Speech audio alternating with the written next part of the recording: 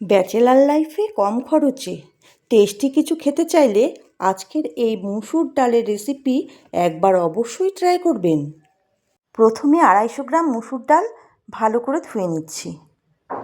এরপর পাতলা করে কেটে রাখা আলু, টমেটো কুচি, পেঁয়াজ কুচি, 3-4টে কাঁচা লঙ্কা, আর দেব 1 চা চামচ হলুদ গুঁড়ো, 1 চা চামচ লঙ্কার গুঁড়ো, পরিমাণ মতো নুন আর একটু সর্ষের তেল দিয়ে ভালো করে মেখে নেব।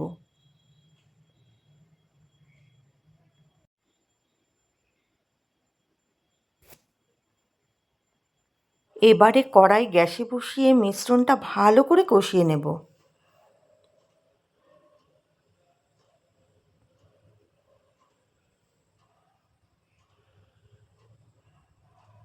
দেখুন কি সুন্দর রং চলে এসেছে।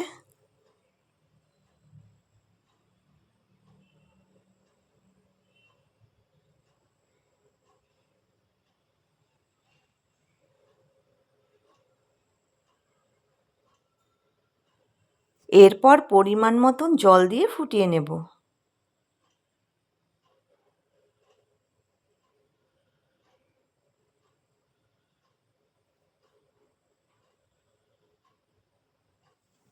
ধীরে ধীরে ডালের সাথে সব মশলা মিশে একটা দারুণ স্বাদ চলে আসবে।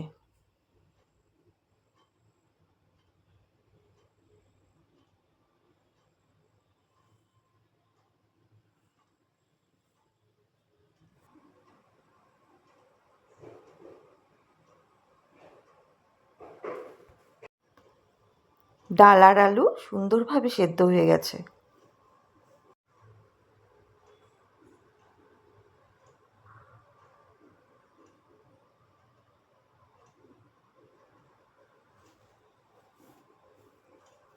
এরপর একটা প্যান বসিয়ে পরিমাণ মতন সর্ষের তেল দিয়ে দিচ্ছি।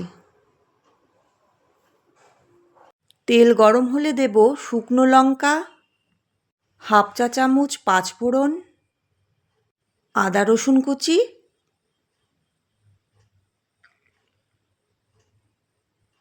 একটা বড় সাইজের পেঁয়াজ কুচি। এবারে সব কিছু ভালো করে ভেজে নেব। পেঁয়াজে সুন্দর সোনালি রং চলে এলে ডালের মধ্যে দিয়ে দেব।